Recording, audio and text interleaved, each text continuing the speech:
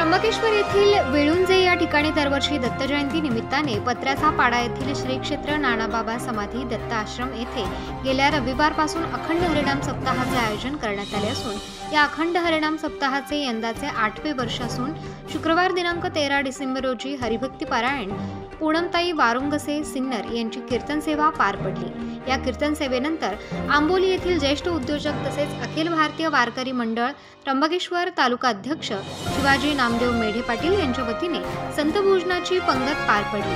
त्यांच्या वतीने हरिभक्त परायण पूनमताई वारुंगसे सिन्नर यांचा सत्कार करण्यात आला असून या अखंड हरिनाम सप्ताहाला मोठ्या संख्येने नागरिक उपस्थित होते।